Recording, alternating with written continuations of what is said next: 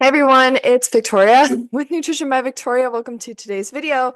For those of you who are new, I have a Master's of Science in Human Nutrition and I teach you how to build a high functioning metabolism so that you can achieve the effortless weight loss that you deserve and probably desire because most people are looking to lose weight. Um, and let me just tell you that it is effortless to sustain it once you get your metabolism on point via a high carb, low fat diet. Why high carb? Carbohydrates are demonized in society today because they're our fuel. They're what allow our bodies and our cells to produce energy is carbohydrate. Carbohydrate and oxygen drives our cellular respiration cycle in our cells, okay? For energy generation. Why low fat? Simple. The fat you eat is the fat you wear, okay? Fat goes directly to storage. And if you want to burn body fat, you have to create a dietary fat deficit. So this is not about calories in, calories out. This is not about creating a calorie deficit because that would insinuate an energy deficit. And we don't want an energy deficit. Okay. We don't want a glucose deficit. We don't want a carbohydrate deficit because insulin sensitivity is dependent on sufficient glucose being available so that insulin can function properly to take the sugar out of our blood and put it into our cells. So, insulin gets blamed for a lot of health problems, a lot of weight problems, and it's simply an innocent bystander that is just trying to do its job, okay? What keeps blood sugar levels elevated is insulin resistance. But why? Why do you become insulin resistant? Two reasons why you have impaired sugar tolerance. And the first is glucose starvation, insufficient intake of carbohydrates on a consistent, regular basis. And two, a diet that's high in fat. So today we're going to be reviewing High Carb Regenerator's latest video by request because he said that he's added more fats to his diet. I get asked all the time, why hasn't Ryan lost the weight? And to me, the answer is very simple and clear. Okay. Consistency wins this battle. Okay. And the one thing that Ryan has struggled with based on my conversations with him and based on his videos is just consistency, okay? Consistently eating enough carbohydrates, consistently keeping the fats out of your diet. If fat loss is your goal, if weight loss is your goal, okay, you cannot eat overt fatty foods at all, okay? No oil, no avocado, no nuts, no seeds, no peanut butter, okay? No fats, no coconut, no animal products. Okay. Those foods all encourage weight gain in the form of insulin resistance, also just excess intake of dietary fat, and also elevated IGF-1 in the instance of eating animal pieces and secretions. So let's hear from Ryan about why he added fat to his diet. It says the title of this video is I added fat to my diet, then this happened. And to be completely honest, I have no problem with Ryan as a person. I think that he's a little unhinged, just in regards to the diet. He's kind of all over the place. And you really have to establish a foundation for this diet and lifestyle by doing the fundamentals, which are included in my coaching program. So, for those of you who are interested, you can go to my website. The link is in the description of this video, Nutrition by Victoria. It'll take you to this coaching page where I offer my services. My coaching program gives you all the information, okay? So instead of having to go through all my videos to get exactly what you need to know, you can go to my coaching program. Also, I want to mention that my coaching group is currently on sale. $30 off the original value right now for a lifetime membership. Okay. So you guys should take advantage. I'm going to keep it on sale until the end of April. It's kind of my Easter gift to you guys. Um, I get a lot of people asking, well, what coaching service should I sign up for? I suggest the lifetime membership because maybe you just need a little bit of support and guidance. Maybe you need a lot of support and guidance. You're going to get it in the coaching group. And then from there, if you need a one-on-one with me, I can recommend it. And then we can always follow up after our session in the coaching group. So I get a lot of questions, comments, emails from people. If you sign up for the coaching group, you will hear back from me because I can't always respond to everybody. But if you are booking me as a client, or if you're coming to me as a client and you're booking me as a coach, you will definitely get my assistance and my guidance. Okay. So here is the link for the coaching program. I also have a combo of the coaching program and coaching group, and then my coaching group there that's on sale. So take advantage. Somebody said, when is it going to go on sale? So I put it on sale for the celebration of spring and celebrating the death of Jesus Christ, the guy who tried to let everybody know what was up, okay? How to live as a human humanely. Okay. Here is the coaching program. So, the program overview, we go over understanding the human metabolism, which is a big factor as to why people aren't successful with this lifestyle because they don't get it. They don't get the science. So I teach you the science first. Then we go over the fundamentals of an optimal diet and lifestyle. And then a lot of people here think they're doing everything right, but maybe you're missing something. So get a copy of this coaching program so you learn everything you need to know to make it work right. Then we go over diet and lifestyle planning. So after we learn the fundamentals, we put it into practice, okay? So I teach you how to eat, how to live. Then we troubleshoot, because some people, they got it all together, but maybe you're missing a few steps here. So knowledge is power. And when you put it all together, which I put it all together in my coaching program, then you have everything that you need. So I tried to encourage Ryan when he was, chit-chatting with me about his lack of results on what he can do in order to, get the guidance that he needed in order to succeed, So he's got this YouTube channel, but he would ask for my, opinion, guidance, whatever. And I said, Ryan, why don't you, sign up to work with me and we'll go over everything that's going on. He never committed. So somebody asked in my live yesterday why he was a failed client of mine. And I said, hold up. Ryan was never one of my clients.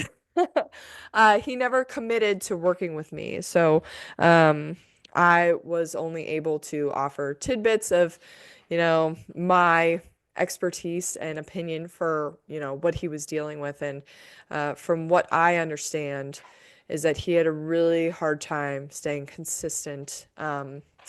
And that's, what can make or break somebody's success on this diet and lifestyle path. So let's hear from Ryan. Have any lighting, so hopefully this is good enough. I didn't feel like dragging it in here. Second of all, I wanted to talk about fat. I'm going to show you a side view of me standing up so we can kind of see where I'm at right now.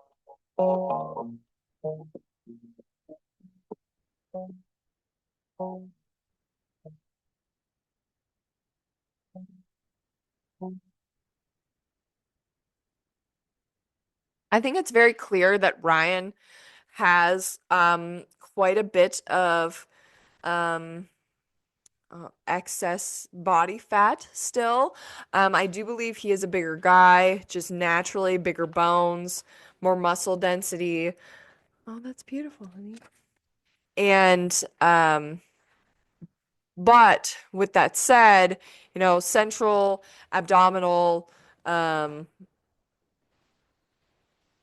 fat visceral fat, okay, which you can see here on his torso, is indicative of, increased risk for disease and, you know, can just inter generally contributes towards insulin resistance because you have fat stored in the system that can interfere with glucose getting into the cells, intramyocellular lipid accumulation. So it's very clear that Ryan has been trying to lose the rest of his weight. So from what I understand with his story is that he has been kind of yo-yo dieting for the majority of his life. In that he did the keto diet, he did a raw vegan diet, he fell off the wagon, and here he is now been trying to do the high carb thing ever since he got on YouTube with, his YouTube name High Carb Regenerator, where he's achieved some weight loss, but he wants to take it further and clearly, in order to get to like a normal BMI or just a lean body weight for himself, he's going to have to, continue to do the work. So let's continue from there. I talked about this before, is I was going to add fat into my diet. Now, when did that happen? I don't know. This had to have been probably a month and a half ago, 4 to 6 weeks ago. Time flies. So it's hard to really remember 100% when that was, but it was definitely at least a month ago. I think that Ryan needs to be a little bit clearer with his audience that he has not been as consistent with a high carb, low fat diet as he makes his audience believe. So, from what I hear from them, is that, why isn't Ryan getting the results? He's been doing this diet strictly, but that is not my interpretation based on the conversations that we've had. Now, granted, I haven't talked to him for a long time now, but when I used to chat with him, he would say, well, I get better results when I have avocados. I get better results. I lose weight when I have some oil in my food. So there was very much this concept of being on the high carb, low fat diet train and then being off of it.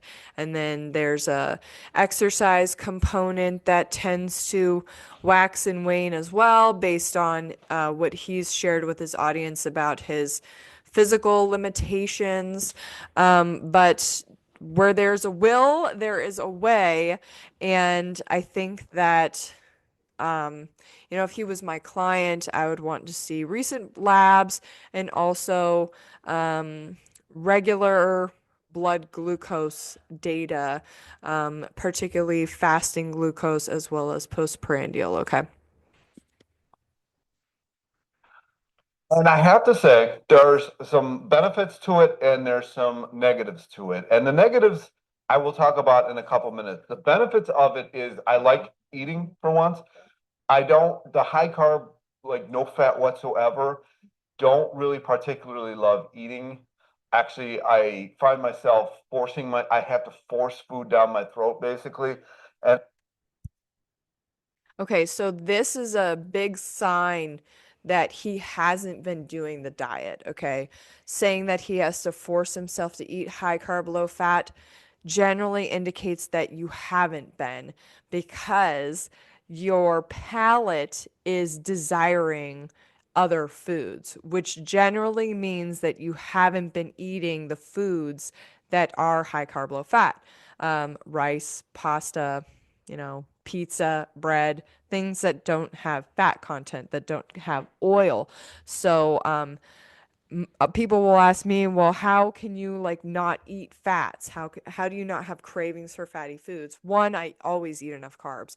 And two, I don't eat foods that contain fats. And I don't, so therefore I don't crave them. I've trained my body to know that it gets its carbs from carbs that are low in fat, okay? When you combine fats and carbs together, it can create this Trojan horse effect, right? So you desire the carbs that comes with the fat, but it's a Trojan horse for the fat because the body really wants the carbs. The other thing too is that there's this like hyper stimulating sensation or chemical reaction that occurs in the brain too when you put fats and carbs together because the body's like ooh woo woo, we're sensing the carbs, right, our energy, and then it's coming with this like dense calorie source with the fats as well. So we've got hyper palatability. I believe they talked about this in the pleasure trap. Neil Barnard talks about this where you want to cut the fat in order to get the results, okay? And everybody's like, well, if you're not hungry, you shouldn't eat. Like I'm talking like I haven't eaten. The only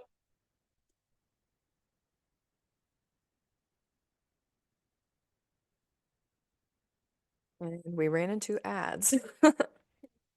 all day, and I'm like, I haven't eaten anything all day.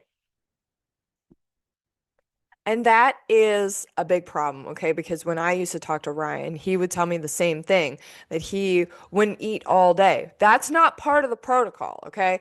The protocol is eating all throughout the day, breakfast, lunch, dinner. You're starting your day having something sugary within 30 minutes of waking. And the purpose of this is to lower cortisol, which I believe is one of Ryan's issues, is cortisol, okay, from this irregular eating habit. Okay. So his issue with this whole not eating thing has had an effect on his metabolism. It slows the metabolic rate when you don't provide the system enough carbohydrate, particularly early in the day. Okay. So it's important to make sure that you consume sufficient carbohydrates. But not eating suppresses the metabolic rate, it keeps cortisol high, and it tells your body to store fat. So then when he starts eating, his body's going to favor fat storage instead of fat burning. And And that could be a major reason why he hasn't been able to shift his weight eating a high carb diet. If you don't want to eat the food that you're supposed to eat, you're going to keep your body in a fat storage mode. I'm like, if I want to actually try to sleep today, bed's right here. Gotta eat something. So then I'm like trying to force stuff down my.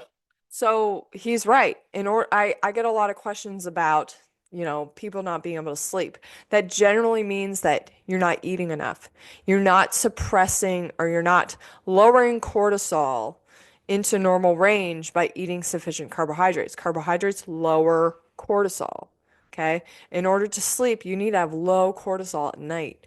And in order to stay asleep, you need to eat enough in order to prevent cortisol from waking you up to find food. Okay. So if you're waking up in the night and you're like, wow, I really should be sleeping, it generally means that you need to eat something to lower your cortisol to go back to sleep. Throat. It's just a hot mess. Like and I don't know if that's because my body's like, bro, this isn't gonna digest, and that leads me into the other. Right, it's digesting. It is digesting. When I go to the toilet, things come out, and it's just like that. I think his name was it Dennis Burkett or William Burkett that doctor that McDougall interviewed. I think it was. I don't know. It's one of those two. And he said that it should be unformed, just stool. And that is what I'm getting when I have fat in my diet. However, Now, we went from Ryan saying that he's not eating, he had a hard time eating enough calories eating low fat carbs, which I don't understand because I find them to be so tasty, especially if you're adding some kind of like salty condiment to them. And then fruit on its own is tasty with sugar. I have had absolutely no problem sticking to this diet for the last 13 years, and my results reflect that. Now, Ryan has talked to me about having these digestive issues as well, and I'm really unsure what's could be going on. I think lab work would be indicated here in order to determine, what's going on. But what I will say though is that microbiome imbalance and GI dysfunction generally has to do with, this yo-yo diet kind of eating as well, where you're not eating and then you're eating a whole bunch and then, you're completely falling off the diet and going towards junk food and then you're eating animal products and then you're not and then you're doing a water fast. Like the microbiome needs regular, consistent carbohydrates and soluble fiber in order to be functioning at its best. There has been some complications with that. And as you can see, I haven't exactly lost oodles of weight. So that hasn't really helped with that, I don't think, in any manner. Now, that being Yeah, I mean, in order to flush, and I don't know what Ryan's like cholesterol levels look like or anything, but in order to start the fat flushing process, you have to start with insulin sensitivity, and that requires a high carb, low fat diet, consistent carbohydrate intake. And I know that he has fluctuated with, eating a whole host of calories and then not eating calories. So there's a lot of yo-yoing here, and I think that he would really benefit from just consistency, like I said at the very beginning. said, I have finally learned how to walk. I finally think I'm there. I prayed to God last year, please help me not be in pain. Please show me how to walk. It has been a very painful journey to this point. I'm still having little issues here and there, but by and large, I think I've finally figured it out. I'm gonna And I know that Ryan's had a lot of issues with his foot and stuff, but I have a client that I've been working with who drives a truck for a living, a semi truck. So he does transportation. And he been managing to continually drop weight by just being consistent with the diet, high carb, low fat. And he can't really do a whole lot of exercise. I encouraged him to get a pedometer and track his steps and try to get, as many in that he can. And then he said he had a vibration plate for his truck too. So there are ways to make this work. But like I said, consistency with the diet is the biggest factor overall. And then another option too that Ryan could get, and this is me being like obsessive, right? Because I will do whatever to like make what I want happen. I would get, and this is what I used when I had a shoulder injury. You can use like a hand crank. So it's like pedals for your arms, right? And that is something that you can do if you can't ride a bike or if you can't put weight on your legs in order to get some cardio in. And, I would be doing this and I would be sweating, you can crank the resistance there and get a good workout in.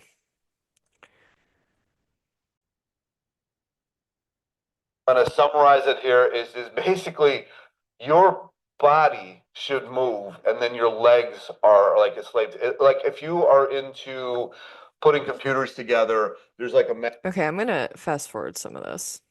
me would come in, try to get as much. There's more muscles up here, some magnesium in the morning. Um, I'm kind of combining, and I think it's going to come to a close here, but I've been combining the Cole Robinson, I think his name, snake diet guy, the sugar bomb in the morning. So I've been having a half a cup now of sugar, plus some salt, plus some magnesium in the morning. Um, he talks about eating until you get the heat thing going on, which is what I've been trying to do in the morning. Cole Robinson is positively influencing everyone. I actually really like to hear that. And it's good to hear that Ryan is doing the sugar first thing in the morning. It definitely has a positive effect on your metabolic function, giving your body that glucose that it needs in order to replenish glycogen and just get you going for the day, and lower cortisol, most importantly.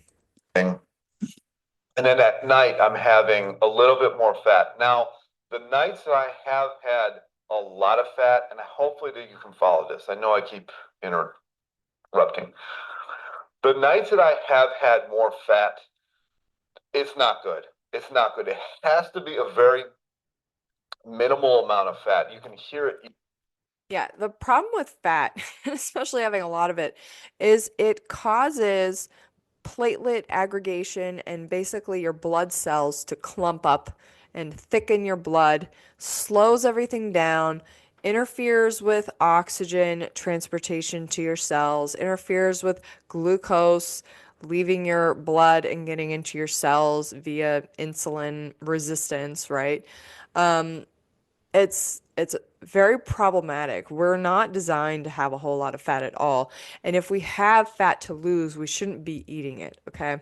If you are you have a high, output and you are a lean bean, and you're looking to gain some weight or just, maintain where you're at and stop losing, then adding the fats back in can be beneficial. But even then, you have to be careful with insulin resistance. And I believe that consuming over 30 grams of fat a day will start to encourage insulin resistance. So that's just something to keep in mind. Even in my voice, which like that, there's phlegm when you have too much fat, which is going to be in the negatives, which I'm going to talk about in a couple minutes. But there has been positives. There really has been positives.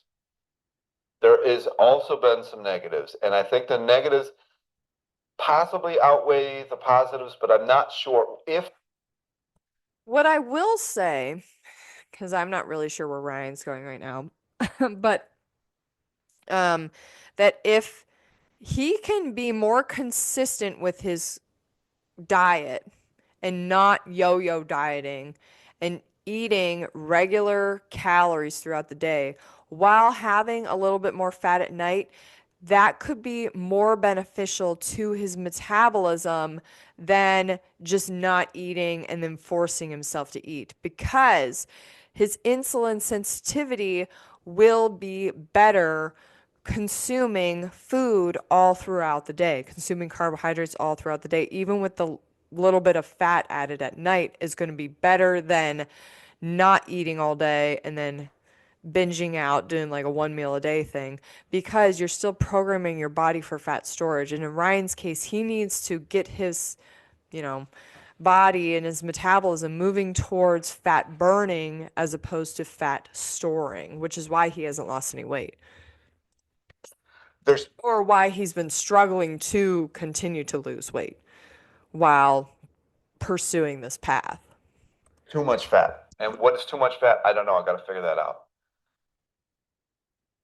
Too much fat is, like I said, going to be over 30 grams a day in his situation. I would suggest sticking to 10 grams of fat a day, but some people need to have baby steps with this. And I had a client too where we had to put her on more of an 80-10-10 plan just for her to be able to stick to the protocol more closely. I don't know if that's grammatically correct, but allow her to stick to the program better than she was, because she was on the wagon, off the wagon, on the wagon, off the wagon, and maybe adding a little bit more fat can keep you on the wagon, and then eventually you can phase that out to get even better results. It's kind of like, Cole Robinson in particular does not advocate for a vegan diet. He advocates for high carb, low fat, and then lean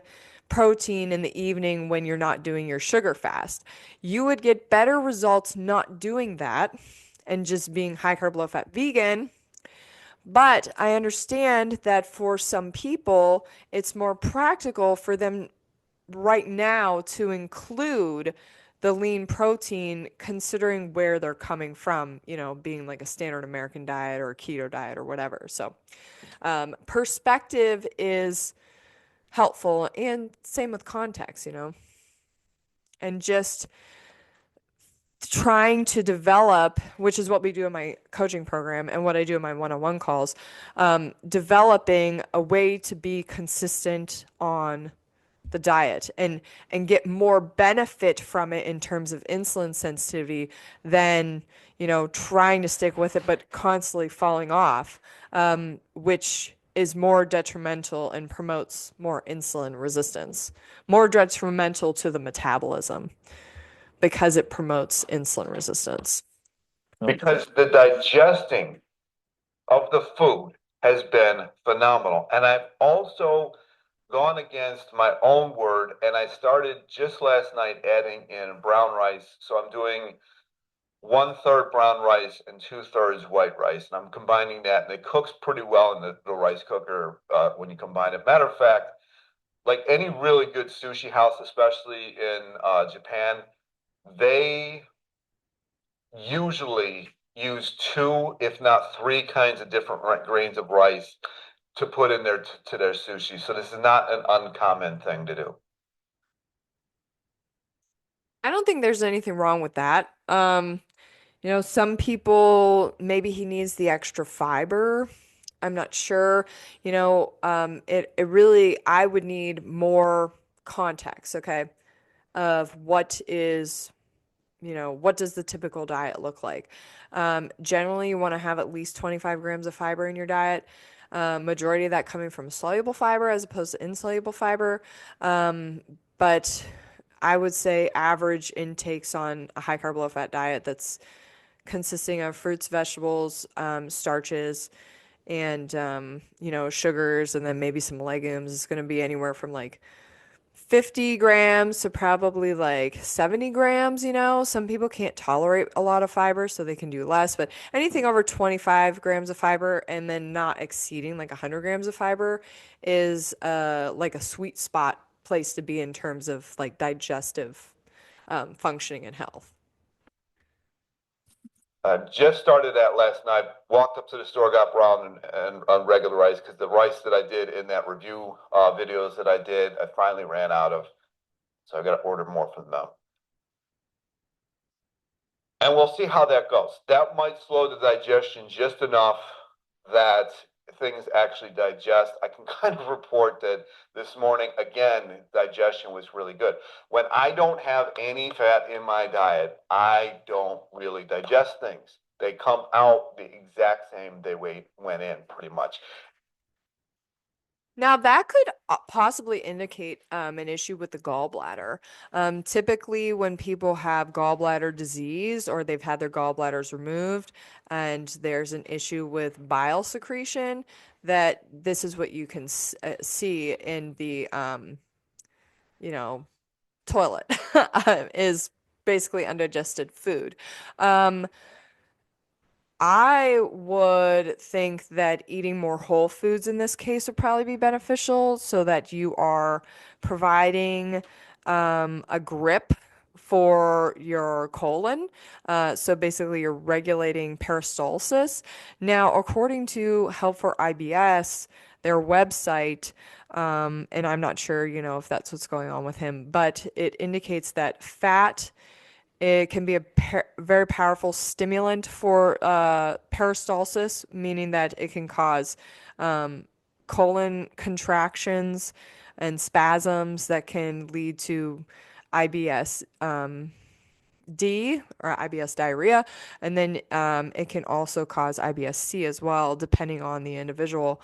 And then other things that can irritate the colon include a lot of insoluble fiber, vinegars, acidic foods, caffeine, alcohol, things like that. I'm trying to understand, what could possibly be going on with Ryan and why his body is having a hard time like digesting food. And I honestly think that there might be some kind of other like GI issue going on. So I would recommend again labs to check GI functioning, particularly a complete metabolic panel to look at liver function, and then maybe even seeing like a GI specialist just to rule out any issues with the gallbladder. It looks like chewed food when it comes out. When I have fat in the diet, it looks like I actually digested it. Now, having fat in the diet can encourage the gallbladder to spit out bile. You'll still do this without having overt fats in the diet as well. The bile acid secretion is just going to be a little bit less. This is actually recommended for people who have like high cholesterol, is to eat a low fat diet, so that it can encourage the bile acids to be, which is like the recycled out cholesterol, to be excreted, and then absorbed by the fiber and food in the system to be eliminated completely. The other thing I was going to say is that it's normal to see like chunks of food in the toilet, especially if it's of like whole foods, right? Where maybe it wasn't chewed that well, but anything that contains fiber can still be coming out looking, somewhat similar to how it did going in. So I don't know if he's kind of like embellishing here, but like I said, maybe what's going on is that he's able to be more consistent with his food intake now, just adding a little bit more fats in where he's getting some benefit. I don't know if it's because it slows it. I don't know if it's because my body can't process it without fat. Oh, that's the other thing is fat does slow down our colon transit time as well, which for people who have like tendencies towards constipation, this is not going to be beneficial for you. Um, and like I said, fat can be a powerful like stimulant too for colonic like spasms. So I would say, err on the side of less for sure to have good GI functioning. The other thing too is when you eat too much fat, it will just, you can only absorb so much a day. So you're talking about like these keto people, right? When they exceed that amount and you start to have this like, basically this elimination of the excess fat through the GI system, like this explosive, diarrhea, basically. There is uh, a clinical name for it. Let me see if I can look it up. I just don't want to pronounce it wrong because it is a funky word. Um, eating too much fat, GI system.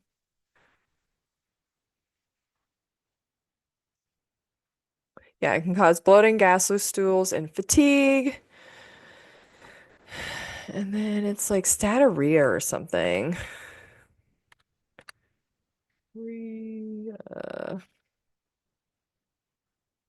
Oh yeah, here we go. Fatty stool. Statorrhea. Steatorrhea means that you have excessive amounts of fat in your poop.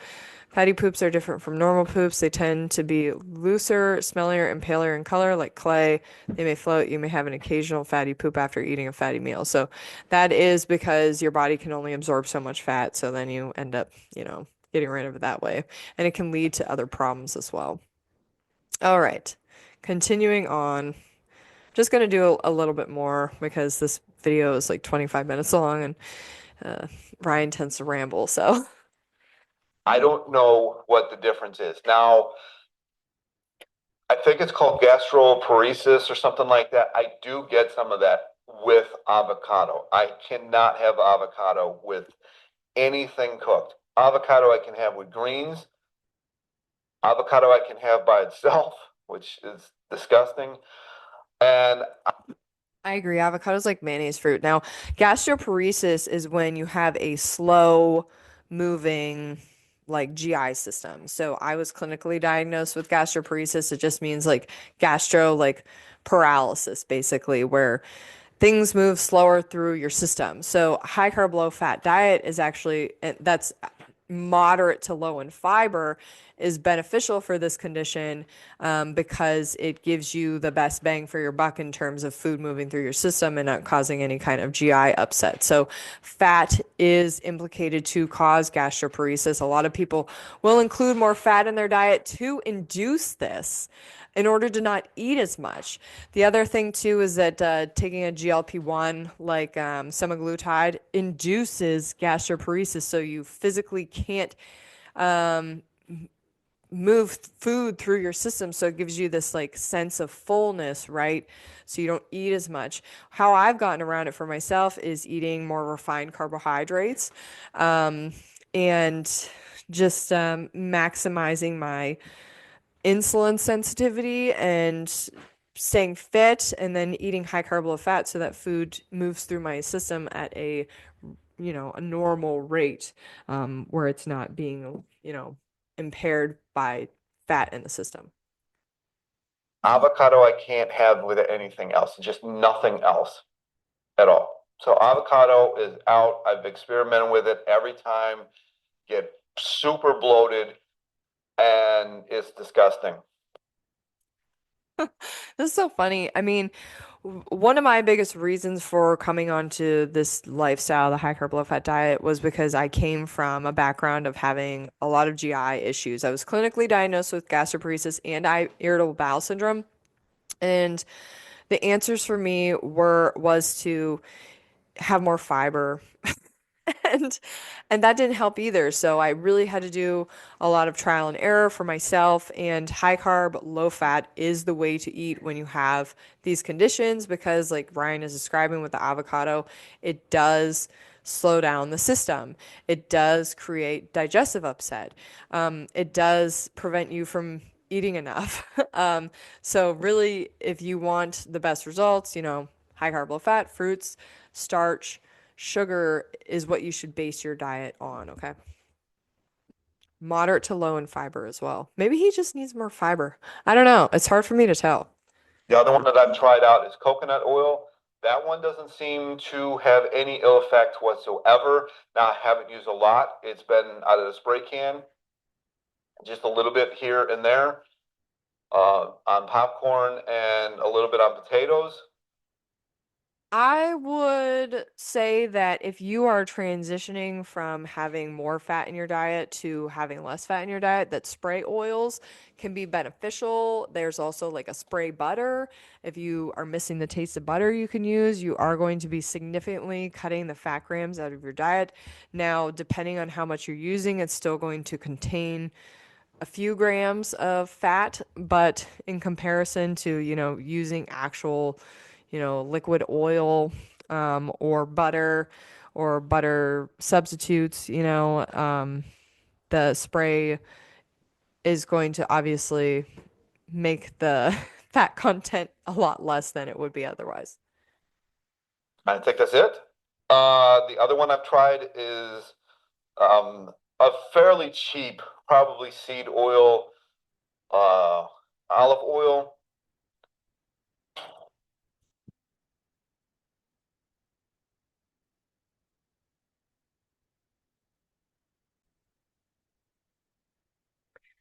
All right, guys, that is it for today's video. Thank you so much for tuning in.